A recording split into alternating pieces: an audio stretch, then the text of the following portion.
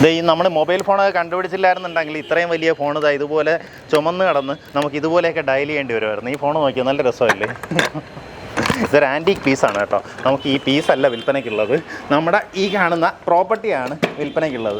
ടോട്ടലായിട്ട് 42 cent സ്ഥലത്താണ് നമുക്ക് ഈ ഒരു ഹെറിറ്റേജ് കെട്ടിടമെന്ന് പറയാൻ പറ്റുന്ന ഈ ഒരു വലിയ വീടടക്കം വിൽപ്പനയ്ക്കുള്ളത്.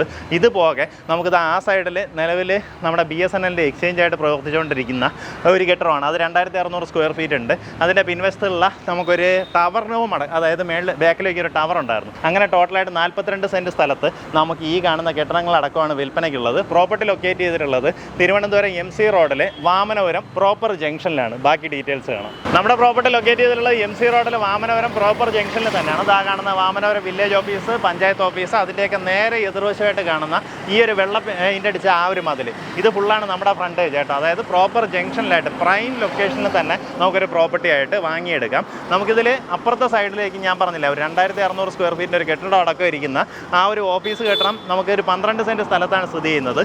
ഇപ്പുറത്ത് ഈ വീടിരിപ്പ് വന്നിട്ട് ഏകദേശം 30 സെൻറ്റ് സ്ഥലത്താണ് സ്ഥിതി ചെയ്യുന്നത്.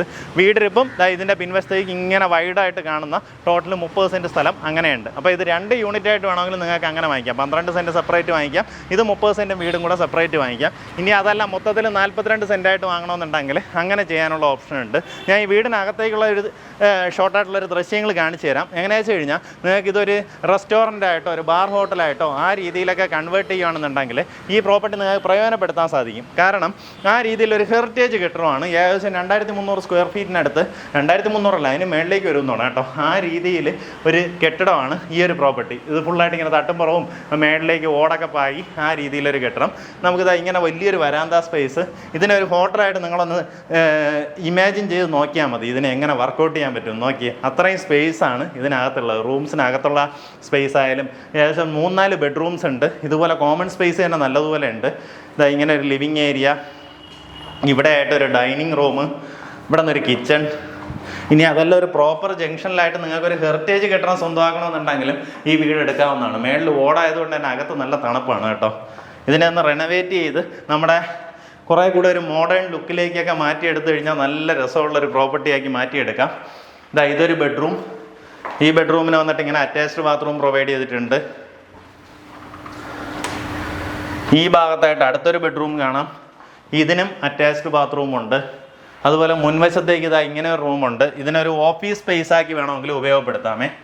എങ്ങനെയാ വെച്ചാൽ ഈ റൂമിന് നമുക്ക് പുറത്തു നിന്നൊരു എൻട്രൻസ് എങ്ങാനും സെറ്റ് ചെയ്യുകയാണെന്നുണ്ടെങ്കിൽ ഇതിനൊരു ഓഫീസ് സ്പേസ് ആക്കാം. ഇനി അതല്ല ബെഡ്റൂം ആക്കണമെങ്കിൽ അങ്ങനെ ആക്കാം.